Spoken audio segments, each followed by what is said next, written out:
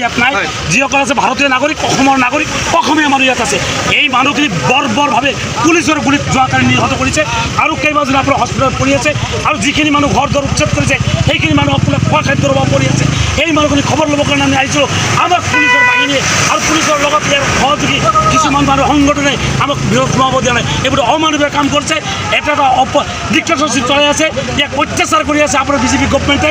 BJP গভৰ্ণমেণ্টৰ অপসাৰণ এদিন নহয় এদিন ইয়াক শেষ হ'ব পাৰিব। উচ্ছেদ চলিবই বুলি কিন্তু বদ্ধপৰিকৰ। উচ্ছেদ চলাক আমি বাধা দিয়া নাই।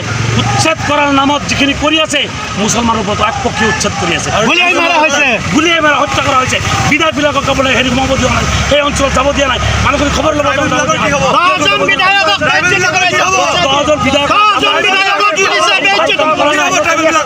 কংগ্ৰেছ ধিক্কাৰ জনাইছোঁ। বিজেপি চৰকাৰৰ সময়ত দেশত মুছলমান শান্তি, মুছলমানৰ বৰ্তমানে আপোনাৰ শান্তিত নাই। এটা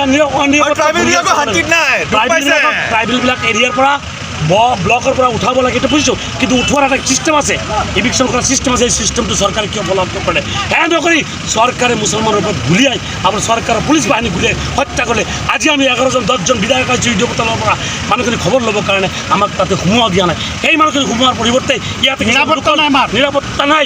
ইয়াতে যেতিয়া বিধায়কৰ নিৰাপত্তা নাথাকে তেতিয়া আমাৰ সাধাৰণ নাগৰিক ক'ত নিৰাপত্তা থাকিব? গতিকে এই চৰকাৰক আমি ধিক্কাৰ জনাইছোঁ। হিমন্ত বিশ্ব চৰকাৰ আপোনাৰ এদিন নহয় এদিন পতন হ'ব থাকিব।